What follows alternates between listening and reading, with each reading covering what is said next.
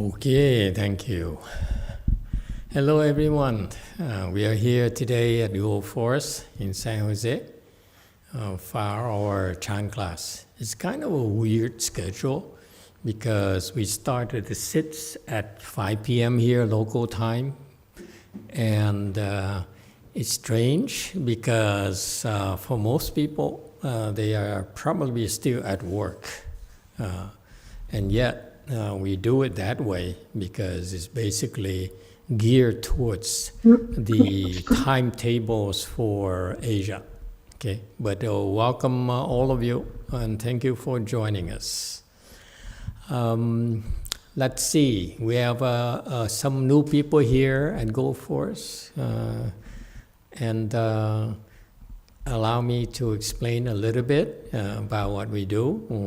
Our meditation I've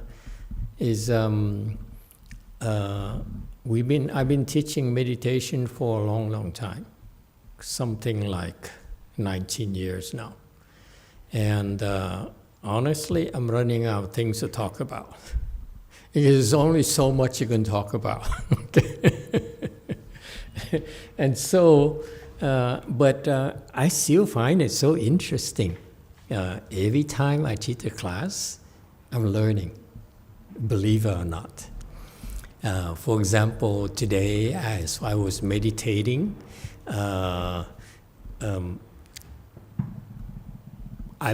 scheduled to go to Korea in about a month or so. In 4 weeks, I'll be in Korea, and I have to plan to talk about Chan and Pure Land and so forth. And all of a sudden today, thanks to your presence here today, believe me, it makes a difference when you show up. Somehow for today, I was able to come up with some topic to talk about in K-Land.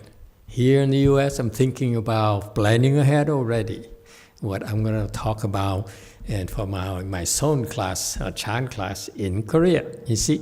So thank you. Some people here today that inspired me to talk about it. Fundamentals of American way on Chan, if you will. That's one of my topics.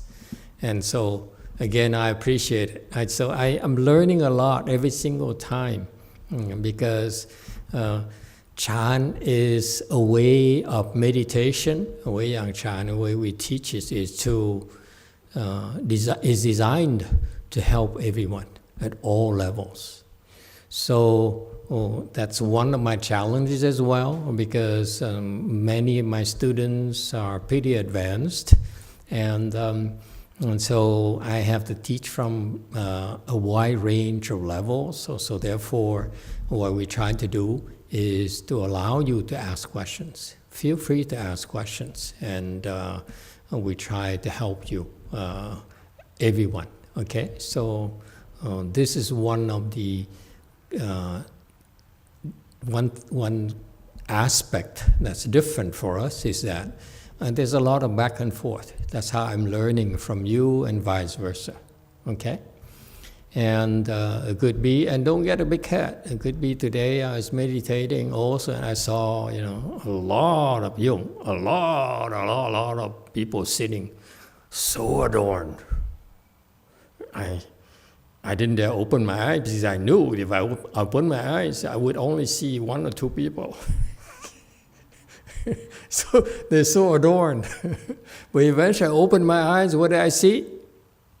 2 columns in our Chan hall. So for the first time, I see, we don't care when you meditate. We can't care less about, the purest Chan practitioners. We just need a tree. Traditionally, in our world, when the Buddha taught meditation to his disciples, the way to practice it is they found a tree, they would sit under the shade of the tree, and they would meditate. That's it. Okay? So here we are. We have a building, a roof over our head, windows to enclose ourselves, AC, heater, and so forth, light, and cameras and so forth. So this is a lot more than what the original meditation students from the Buddha had. So I was pretty happy. But today I opened my eyes and saw that column there in front of my eyes, and oh my God, this is so embarrassing.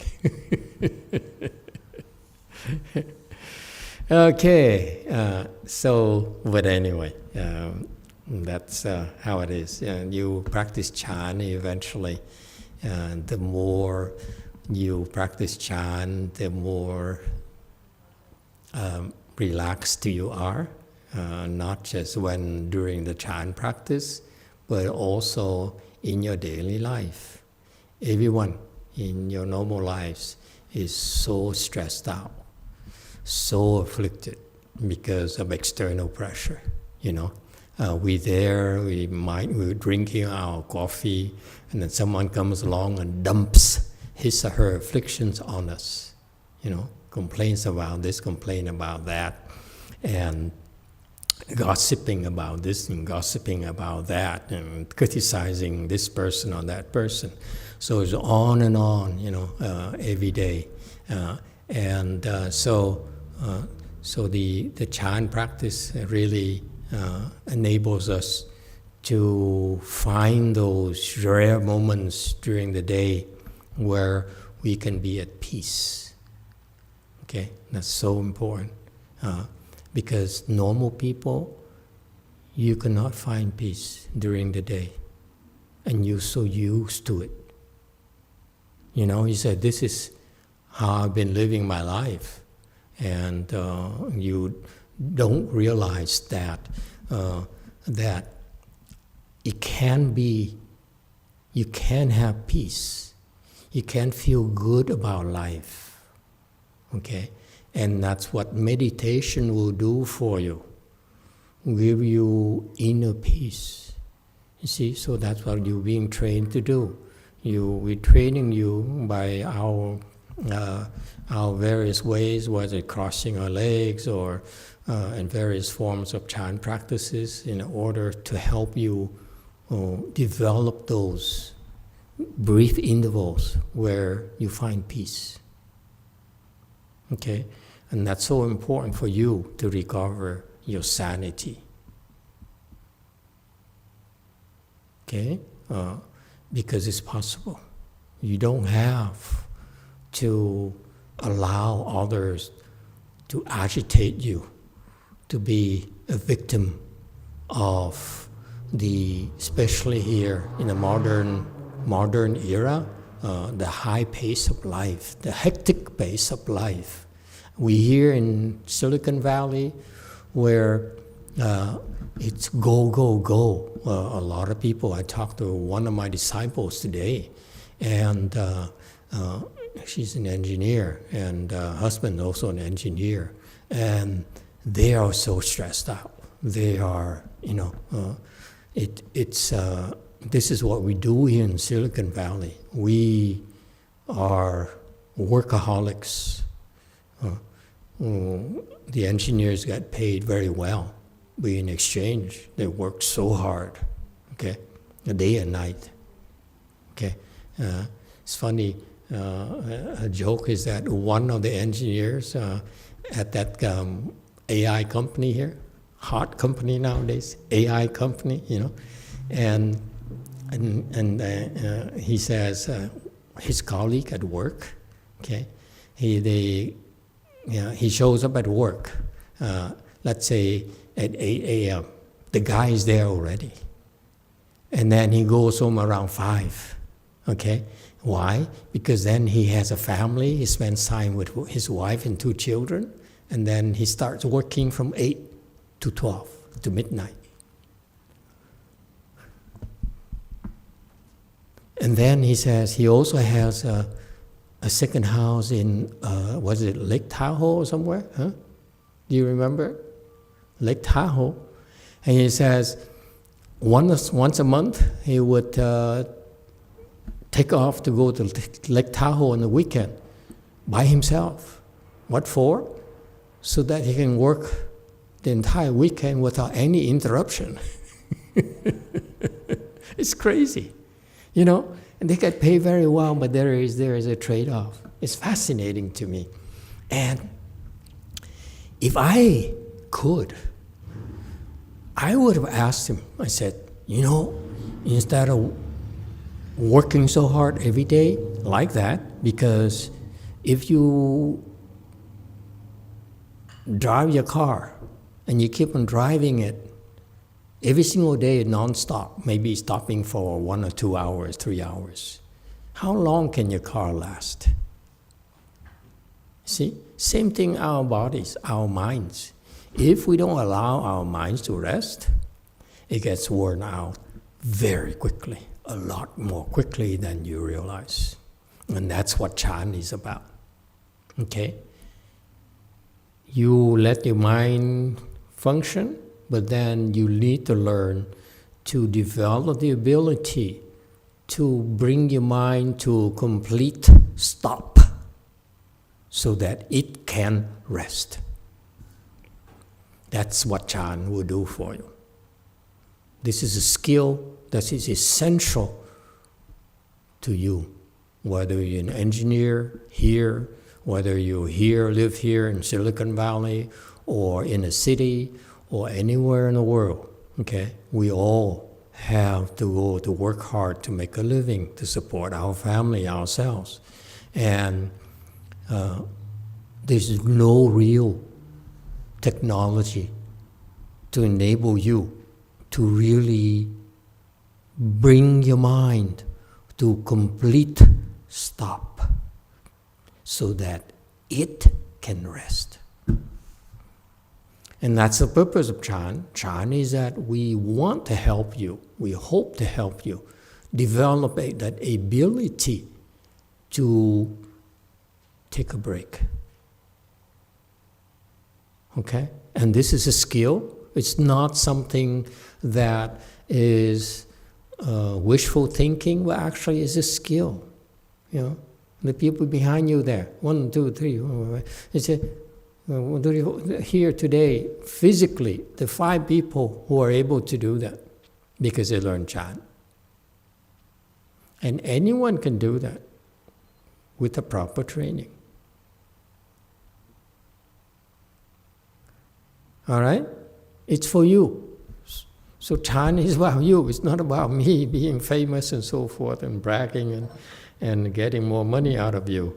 Chan is what the patriarch wants. My teachers and his teachers and the monks before us wanted to do for you. It's something we want to share with you so that you can be happier, be more content with your life, with yourselves. Huh? That's real to me. Okay? Our people, when they learn Chan, they're happier and happier. As you get better, okay, you'll be happier and happier. Okay. So it's very worthwhile, I assure you. Okay? And also another aspect of it is feel free to ask questions. Okay? That's how I learned from you. You learn from me. Typically, you go to a Chan class, whether it's New York, you go to New York and you go to a Chan class, you pay like $20, $40. You sit there for 40 minutes, half an hour, maybe an hour, you stand up and you leave. Okay? You can't learn Chan that way. Okay? That's why the way we do it is typically, traditionally, what I learned from a Chinese master, we sit for an hour, we sit with you because it's very helpful to you, believe it or not. And then we're supposed to speak to you, they speak Dharma, explain things for you for about 20 minutes. There at my Chinese master's temple, there's translation, so usually it's 10 minutes of explanations to you. For us, it's 60 minutes, so that's why our students improve a lot faster. Okay?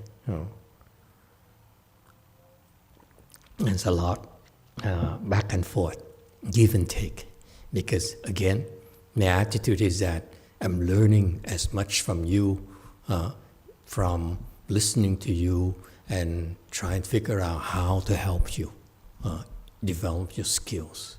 Okay, it's meant to be shared. It's every time I help someone, I understand a little bit better. I learn something new. Okay, so it's a two-way street for us.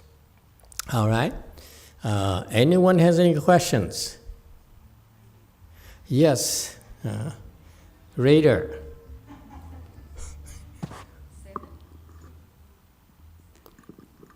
7.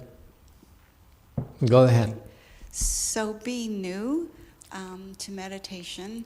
Welcome. Thank you.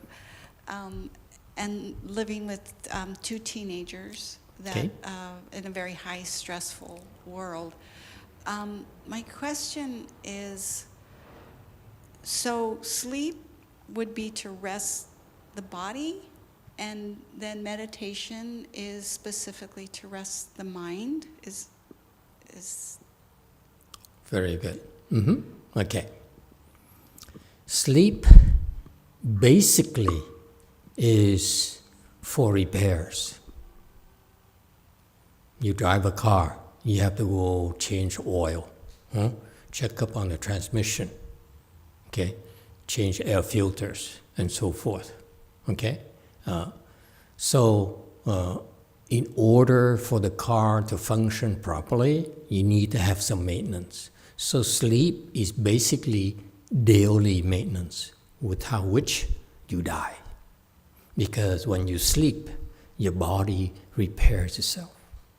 That's its primary role for sleep, is repair itself. Unless you're depressed, then sleep for you is nirvana.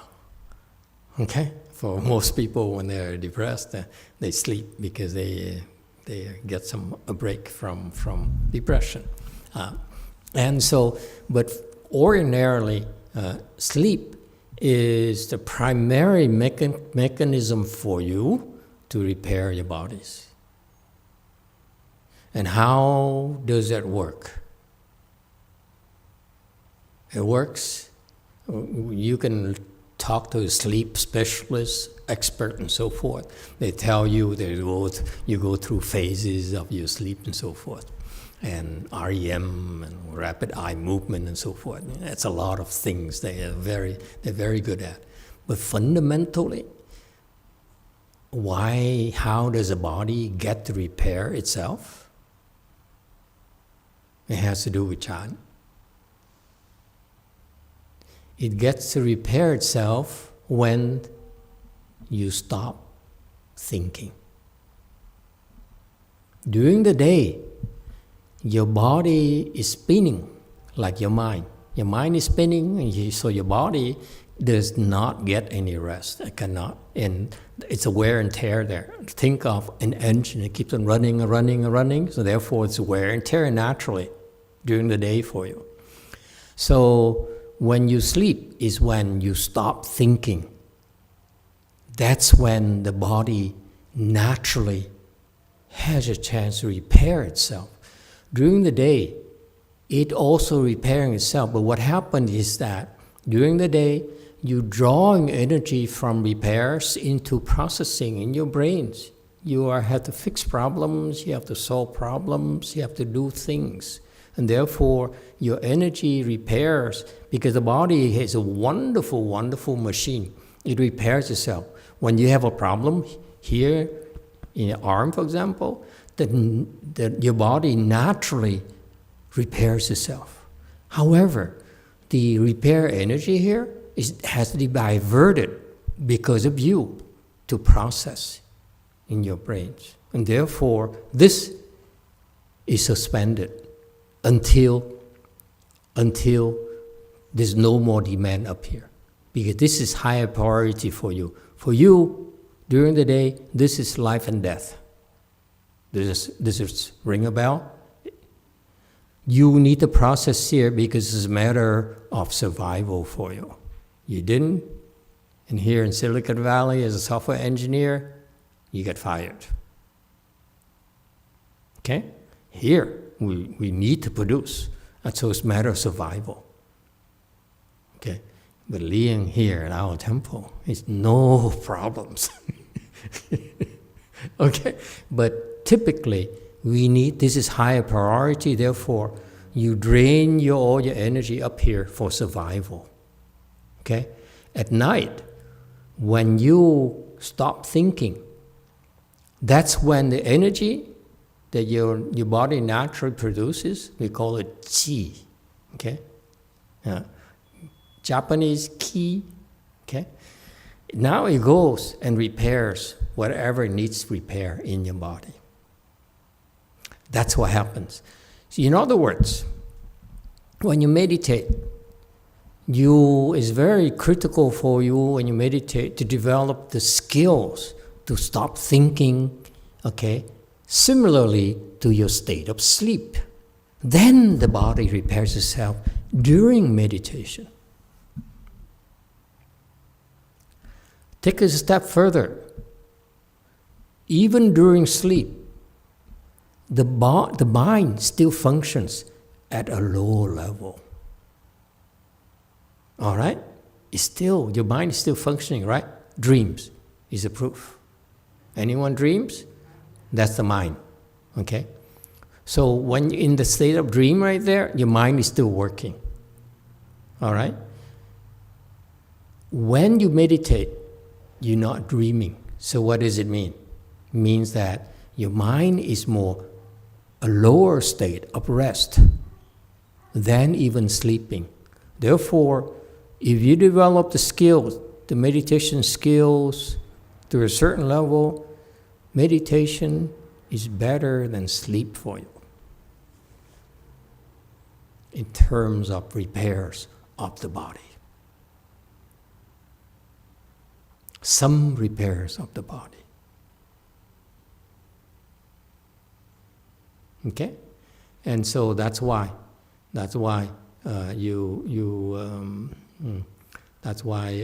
how it functions.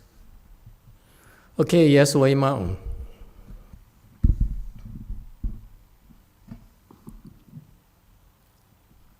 Yes, if a sim in what I see is like a third person watch the world. We could see through what's a real, what's a delusion, right? I'm sorry, what's your question again? My question is if we doing sim, could mean we could on the third person watch right now the world is going on. Why are you a third person? Around us. Why are you a third person? I don't understand. I'm sorry. Maybe I missed the point. Why are you a third person? Why can't you be yourself? Yeah. Be myself, the third person, step back and then see the world. What's the world like? No, there's no third person. You. Meditation is you. There's no third person. Why not? There's no third person. Show me a third person. Besides you, who is there? Me. Me, just me. There's no third person. I see or I don't see. There's no third person. I decide to see it, then I see it. I don't decide to see it, I don't see it. There's no third person. It's your choice to see or not. Does it help? You choose to see. You choose not to see. Meditation is to learn to choose when to see, when not to see. There's no third person. It's all about your decision, your wisdom. Does it help? But continue with your chain of thought. Yeah.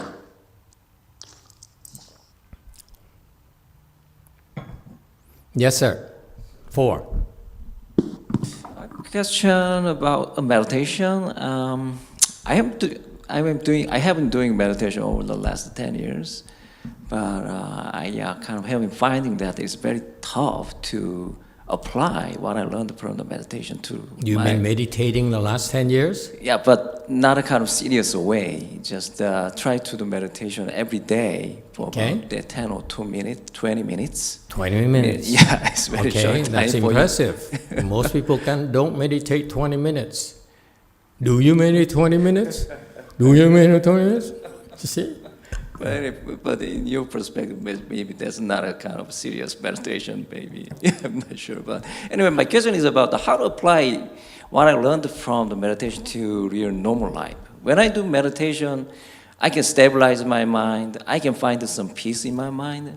But once the meditation stops, it's very tough to, be very peaceful. When something happens, like you say, someone, dump some fiction on me, and there is some anger maybe, arising. But I cannot observe that anger like I can observe the anger during my meditation. So that's kind of difficulty in my normal life. But the ultimate goal of meditation is to find some peace in normal life, but not finding the peace during the meditation, I guess. I'm not sure if I'm right. So it's kind of, I just want to know how you found your own way of generalizing the meditation to normal life. Your experience, just want to listen to you about that. I struggle too. Yeah, I'm peaceful, and then I look at you and I get afflicted. I look at her, I get afflicted too. So we're in the same boat. How can I help you if I'm also afflicted? Okay, you have to ask that to someone who's no longer afflicted when they look at you. I'm kidding. Okay, good question. It's interesting, you guys there ask questions like this, and in my time when I learned meditation, no one asked. I learned from a Chinese teacher. They went to Chinese temple. The master talked. Everyone listened reverently. No one there asked any questions. Basically, I want you to know, in the Asian environment, that's not polite to ask a master a hard question. You see, if you behave like that, afterwards, the sunim back there will come up and say, please don't come anymore. This is not for you. But here is America, okay? Here's America, there's a freedom of speech. Anyway, we're not going to go into politics today. So, good question. So, the point here he's asking is that when you meditate, you feel peaceful. Yes? But it's during the day that you really need to find peace. Okay? It's very easy to meditate because everything is under your control. You shut your doors and you turn off the lights and you meditate, and it's not how your life is in normal days. Okay? Let me present to you like this. It depends on the phases. First of all, you learn to develop skills to find peace in your mind. Bring peace back to your mind, whether you have two screaming kids or not. Okay, they scream at you, you get afflicted, you go say, okay, give mom 5 minutes, you go close the door and you sit down, you recover. That's important. How many people can do that? I ask you. Not many people. What happens to us, when we're afflicted, we react. And they escalate, we escalate. Right? So it becomes more intense. Okay? That's how it is. That's the nature of conflict. Okay? There's always escalation. Okay? And so it's not real. They say, how do we find peace when they escalate? Okay, or when if they don't escalate, another factor, another variable comes in to even make it worse for us. In addition to this problem, yes, not just one kid, but 2 kids, not just 2 kids, but now it's a husband, and then it's the neighbor, as a mother-in-law, and on and on and on and on, right? So that's life. You are afflicted by externals. First, develop the skills to be able to shut out externals and restore peace in your mind. Okay? Recalibrate yourself. Okay? Calm down so that your head is clearer, you can solve these problems better. Ordinary people do not have such luxury. They are overwhelmed, so they sink lower and lower and lower. If you work 2 hours, you're not that bad. After 8 hours, you're tired, for sure. Okay? If you work 10 hours, you become much less efficient.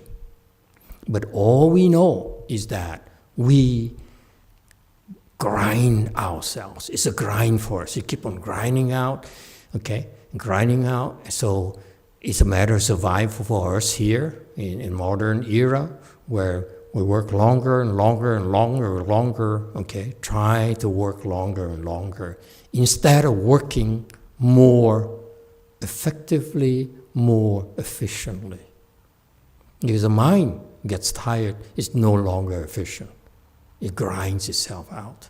So one of my early days, my disciples who had a small business herself, okay,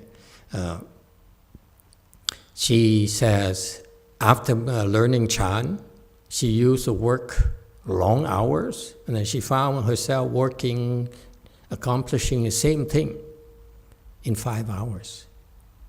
She's done. All the problems she had to face could be fixed in 5 hours. That's the next step. Okay? You find that it's not just about sitting and feeling peace and restoring yourself. Next step is you become better. So you can work better. Instead of grinding it down in 12 hours in order to get the work done, you can get it done in fewer hours. That's the first step. That naturally happens. Okay? And then, so that's what happened. This is what all of you will experience. If you take Chan seriously, it's not just about being peaceful for 20 minutes, it's actually about becoming more peaceful, more peaceful, more peaceful. When your mind is at rest, it's more efficient. Okay? So what happens to you is that when you're afflicted by your children, okay, your mind is agitated. Okay? And if you chant meditation, you say, oh, my mind is not efficient. I'm not calm. I'm not able to fix the problem. I cannot help my family. So you're better off finding a quiet corner, meditate. When you meditate, like I just told you today, I have a problem. I have a problem with big pressure going to talk to, a lot of people. In Korea, I only have 4 weeks to do it. So I better deliver. Okay? So there's a pressure there. And so therefore, the pressure is constant for me. I need to prepare for next 4 weeks to what to do. They gave me a schedule already. I need to go here, do that. And so because of the pressure there, when I meditated, naturally the solution came to me. That's what's fascinating about it. Okay? You fix problem better, the point being that the fix problems better when you're not afflicted. When you're afflicted, your mind is very inefficient. Whereas when you relax and you stop thinking, you're no longer afflicted, then you see it much clearer. clear advantage for you professionally. Especially if you are in a creative field, you need meditation. I'm in a creative field because if I repeat the same thing over and over again, then I can't teach anymore.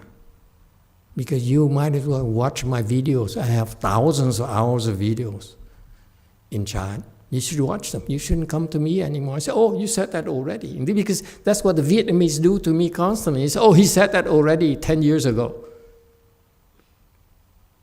And I'm telling you, if you check my videos, it changes quite often. Because I have to. So that's why I said I'm in a creative field, because I need to present information to you differently.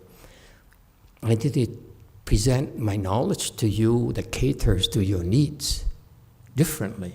As you improve, I need to be aware of it and present it to you differently as well. Okay? And I have also the challenges I have now from beginner level to very, very advanced level. I need to keep all of them interested. Otherwise, you quit. You don't come anymore. You see? And that can only happen when you are relaxed and your mind has no thoughts. You become a lot more creative. Okay? So you're a lot more productive. Let me tell you, it helps all of us, whether it's professional level or domestic level. Okay? So next step is that you need to develop skills so that you can use it to be more efficient in your daily lives. Okay? And to fast forward, you get to the point where, for example, which directly addresses your question, is that I'm afflicted. I'm working, someone comes over and afflicts me, and then another person afflicts me. I'm overwhelmed. How do I fix it? Okay? Typically, what you do is you make an excuse. I say, oh, excuse me, I'm not going to make a decision right now. Let me go to the restroom, excuse me, go to the toilet, close the door, and cross your legs and meditate for a few minutes. Okay? That's how you recover. Okay? But if you're a lot more skilled, okay, you can recover this quickly.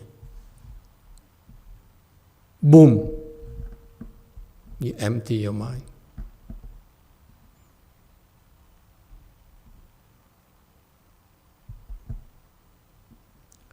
So that's what you're going towards. You develop the skill levels where you recover faster and faster and faster and faster to the point where it's on the fly. You don't need to hide in a bathroom anymore.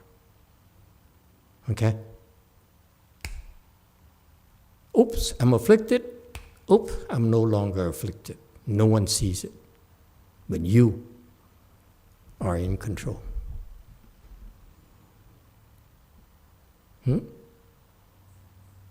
That's real. That's Chan. Okay? Anyone else? Any other questions? So it's fascinating because it goes very low. You see how you are better off, okay, in your daily lives as you practice Chan.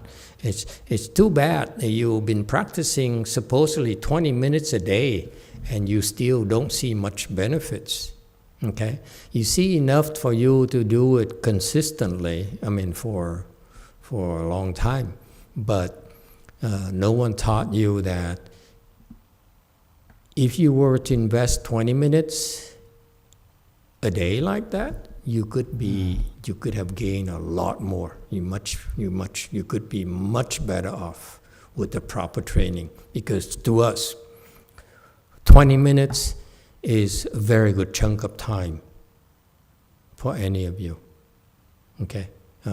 And preferably, by the way, we recommend 1 hour for maintenance. And if you can do that consistently, you'll be much, much better off. Anyone else? No questions? Oh, we can finish early today. Yeah? Oh, yeah, okay, next. Jumia. 네. 마스터 질문이 있습니다. 지난주에 마스터께서 양보하라고 하셨는데, 그게 손해를 감수하는 것과 어떤 차이가 있는 건지, 일단 첫 번째 궁금하고요.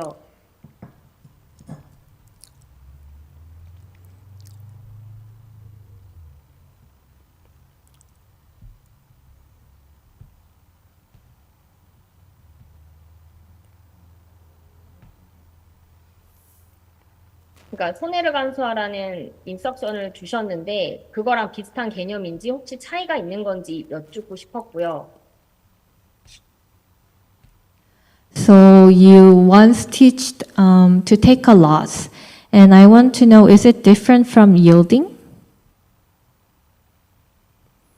Yielding, taking a loss, it's similar but it's not the same. Yielding, for example, is to yield to your husband. See, she has to think. She said, yielding husband, wait, that sounds familiar. See? Yielding husband, never thought of it before. Okay, so that's what yielding is. Okay, taking a loss is similar concept. So yielding is including and taking a loss. But taking a loss is bigger than yielding. 손해를 감수하는 게 더 큰 개념이라고요? 저 반대로 생각했거든요.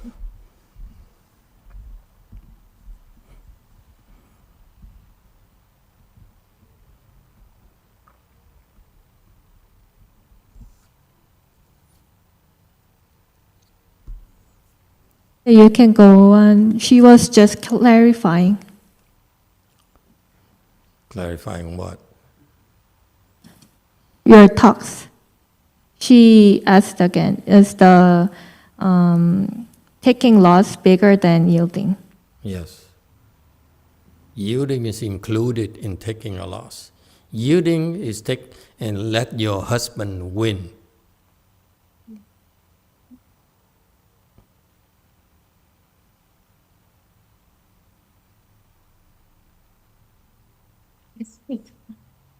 Okay? Do you do that? No, she doesn't do that, see? Okay, Wei Mao. Next person. Thank you, Masters. During the morning ceremony, there was a sections. I think there's 10 things that we vow or something like that. And then there's a one thing is number 6 is to request that the Dharma will be turns. And I heard that term Dharma will turns many times. Yeah. I have a hard time. I don't really understand what does it mean when that happened. Why do we have to request that? I apologize if this question was asked before, but thank you, Masters. No, it was asked before, but I don't remember the answer. So it's okay to ask again. I guarantee you the answer will not be the same either. Because I change with season, it depends on how I feel. Last week I had a back issue, so I was grouchy. So when you ask me questions, I was not happy. Today I feel so much better. So turn Dharma wheel. He's referring to universal worthy, which is a great bodhisattva that made 10 great vows. He says, in order for you to become a Buddha, you need to practice these, need to follow these 10 different aspects in your spiritual path. Number 6 is to is to request that the Dharma will be turned. Okay, so in our world, in our spiritual life, we pattern our practice along those 10 different vows of universal worthy. He's helping, he provides a guideline for us in our spiritual practice. Actually, it also has to do with Chan meditation as well. Those 10 vows actually also apply to Chan meditation, believe it or not. Okay, and Pure Land and so forth. And so what is this to request that the Dharma will be turned? To turn a Dharma wheel is Buddhist jargon for what the Buddha did. The Buddha, after he became a Buddha, he turned a Dharma wheel. He sat there under the Bodhi tree, and he turned a Dharma wheel, meaning he spoke Dharma. So basically, it's mean to speak Dharma, speak the Buddha Dharma for others. So the first act, official act of the Buddha, after he became enlightened, is that he immediately spoke Dharma. He immediately turned the Dharma wheel. To who? To Bodhisattvas. That's why he explained the Avatamsaka Sutra, which is a bigger sutra that has the highest level of wisdom in Buddhism. So he spoke that sutra to the Bodhisattvas, which are enlightened beings in Buddhism. So that's what to turn the Dharma wheel means. Okay, so he turns the Dharma wheel. Okay, that's the jargon for it. All right, and so why is it important? Because remember, that's the first thing he did. So Buddhas have wisdom, tremendous wisdom. So if it's the first thing he found necessary to do, the most important thing he did was to speak Dharma for the Bodhisattvas. Because Bodhisattvas are enlightened beings in Buddhism, where he spoke Dharma for them, he taught them so that they can improve, and they disperse throughout the entire universe to help living beings. And since they're all dispersed throughout our entire universe, okay, when the Buddha spoke the Dharma, they still gather back to listen to his instructions.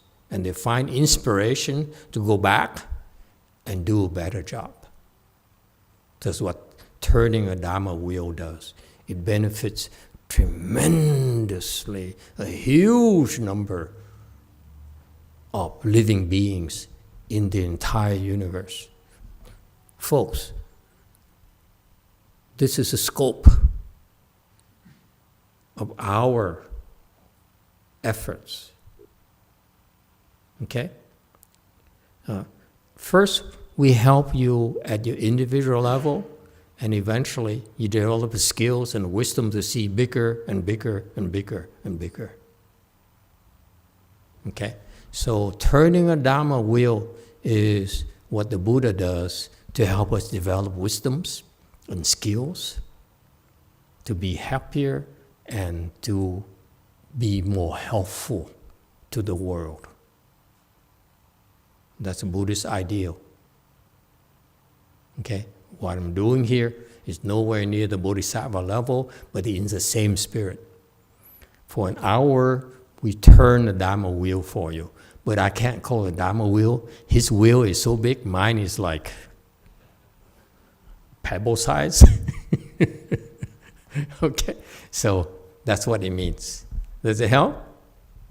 Okay, next.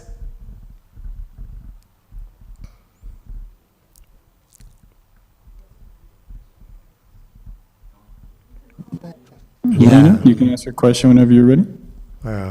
Call my name. Yeah. Call my name.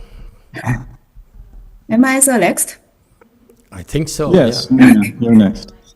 Yeah. Hi, Master. I'm not sure whether my problem can be solved by talking about it, but I still am going to ask.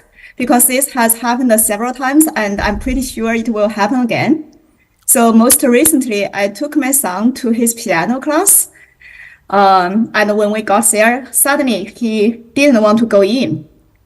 And this was not the first time. At that moment, first I stayed calm and just asked him kindly, but then he still did. You take him? Wait. What do you take him to the restroom? I took to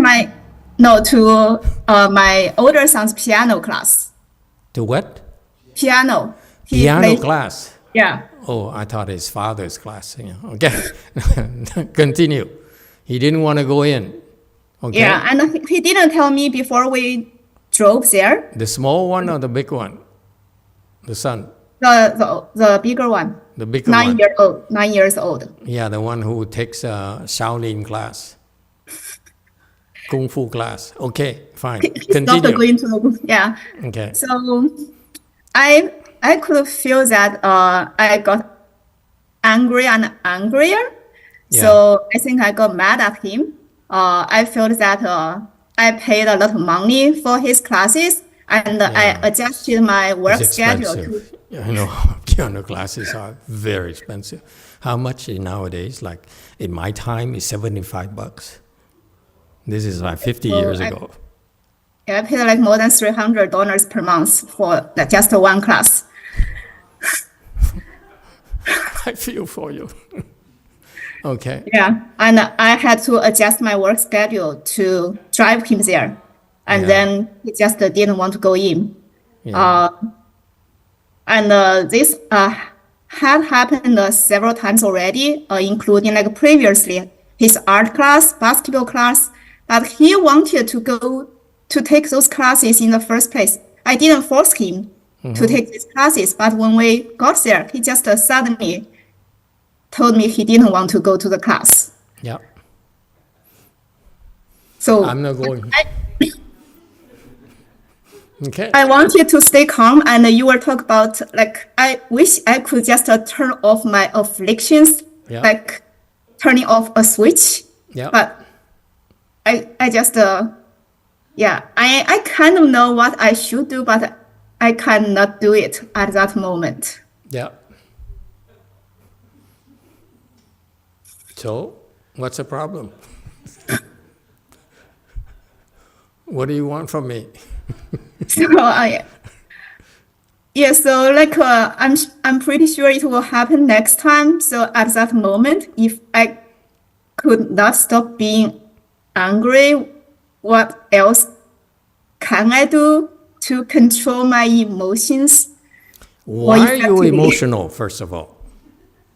Well, I have a mother here too. So I'm sure she understands what I'm talking about. She's curious. Why are you emotional? Be blunt with me. Don't beat around the bush. Why were you emotional? Money, yeah? Money and time. Okay, and money and time. And he doesn't do whatever. How could you do that to me? You know, I have to make sacrifice to pay for your piano lessons instead of buying myself some Botox thing. Oh no, she's too young for Botox. Never mind. Okay. So you're upset because not time is okay, but money as well bothers you. Yeah? Yeah, I think mostly time and money.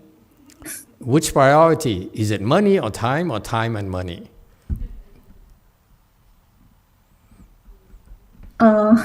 Oh, see, she has to think. So it has to be money and then time.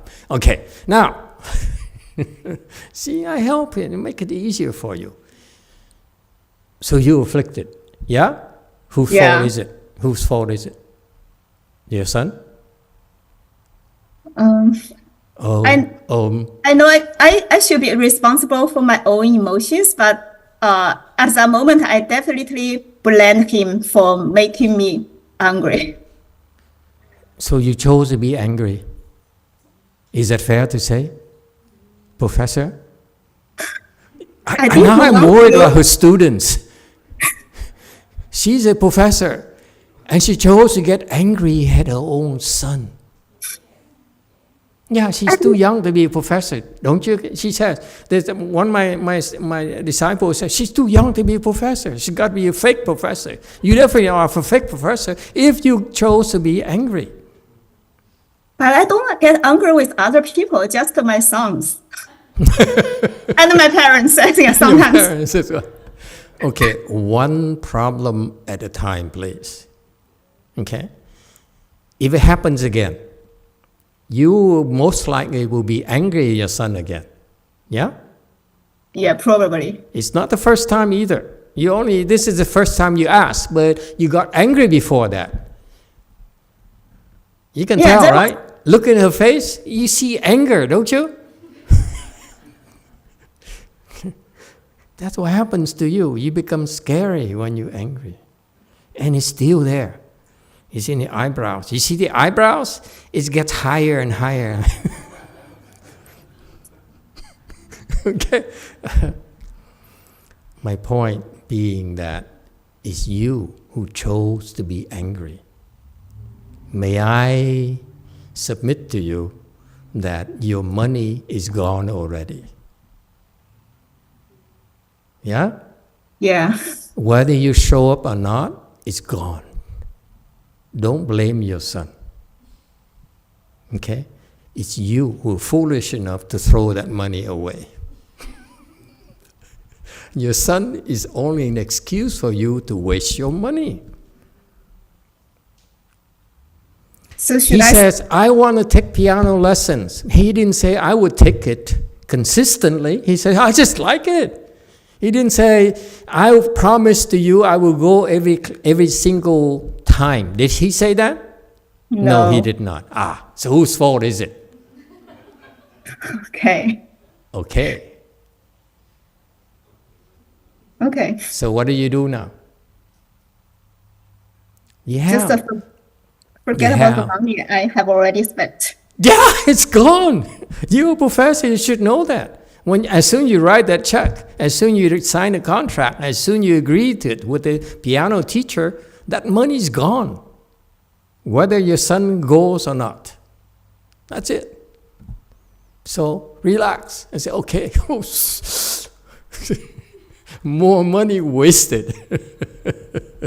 But that's what parents have to do. Okay, and that's part of the sufferings that parents have to undergo.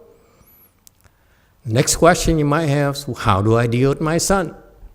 You do not want to throw money and waste it. That's what you have. You're unhappy with him because you say, not only did I lose money, my hard-earned money, okay, but my son got nothing out of it. That's the second reason why you're upset at him. Right. So, right? Really? Right? Yeah. I spend money and he doesn't learn anything. Well, you have a lot of problems.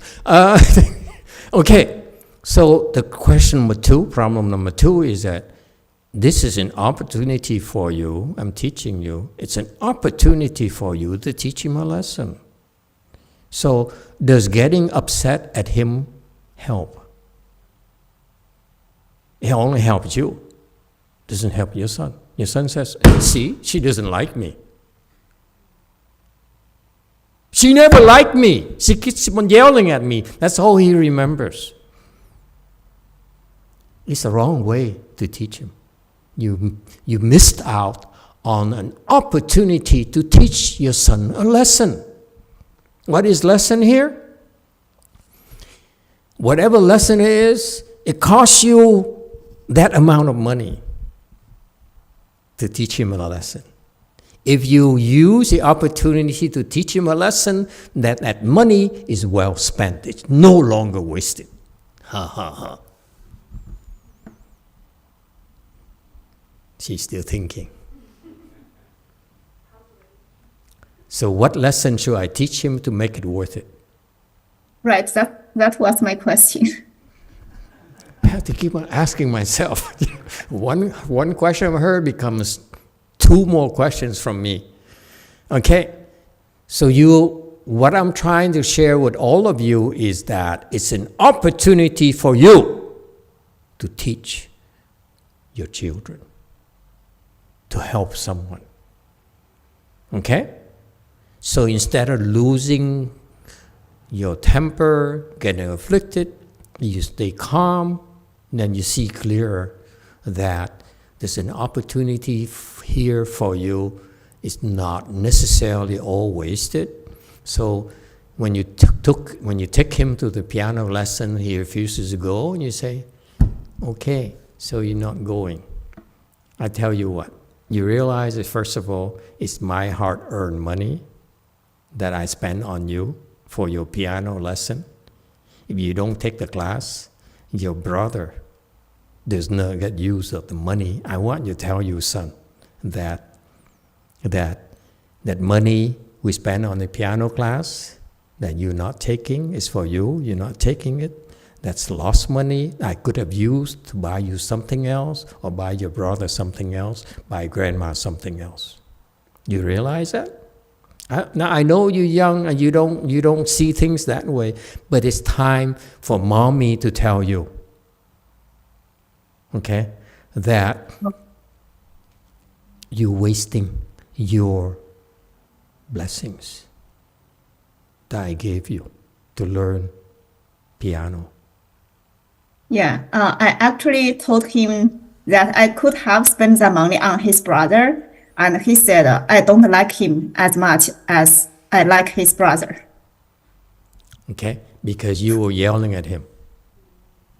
If you said calmly and said, sweetheart, I love you so much. Are you okay today? Why don't you feel like going in? You need to find out. Should I counsel you how to talk to your students who are recalcitrant, who don't listen to you? Your son is easy. It's hard for you to go over to your student who refuses to turn in your homework and say, how are you feeling today?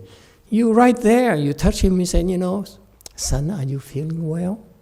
You show you care. Oh my God, why am I teaching her this? I'm not his mother. I'm not even a mother. I'm at worst a daddy to my monks and nuns. They say, Daddy, can I have a car? No, you can't. Get out of here. Okay? It's an opportunity for you to, instead of losing your temper, okay, is to calm down, breathe in, and okay, relax, and then use it to say, are you okay? Why don't you feel like going in?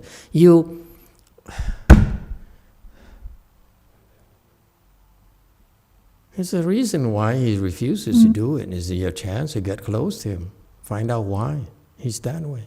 Instead of blaming him. It's about what you want instead of what he wants. How about you spending the time just to sit there and say, I tell you what, I don't feel like going to piano lessons either. Okay? How about this? He said,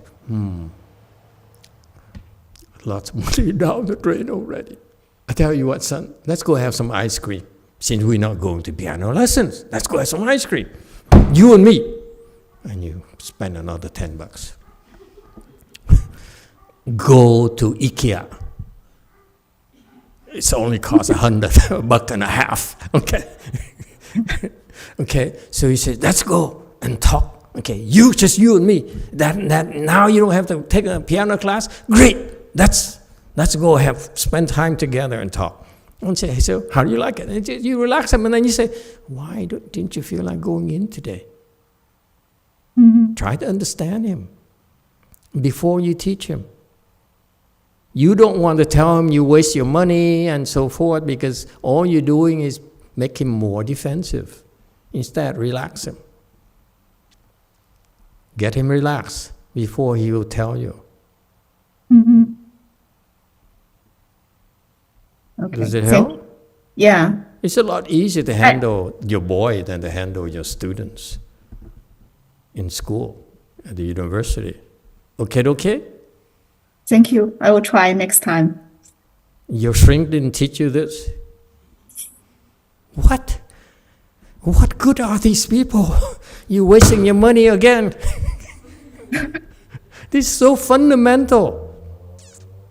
They only talk about, how I have this problem. No, it's your daily issues. The fact that you cannot even handle your son, okay? It's because fundamentally you lack communication skill. You fail to seize the opportunity to really connect with someone instead of getting afflicted, folks. You get afflicted, there's breakage, there's destruction. But you look at that as an opportunity to get closer, to understand more instead of blaming, because you, Professor, have a tendency of blaming people. You're manic. Okay. Recognize the tendency of yours to blame people. I know you blame me for a lot of things as well, but you don't dare say it. You look at me and say, it's all your fault.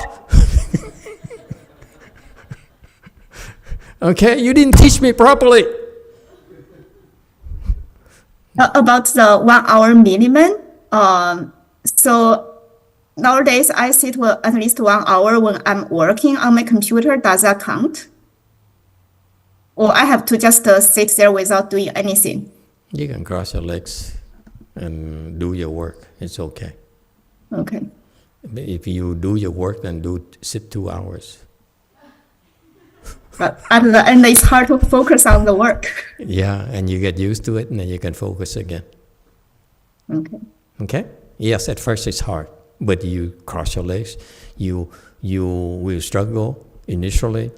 After you no longer bothered by that, then you work more efficiently longer. We tell you to do things because it's a test. If you follow the instructions, you might be struggle a little bit initially, but after that, you will see that you're much better off. Okay? Okay, we stop here today. Thank you, everyone. Thank you, Master.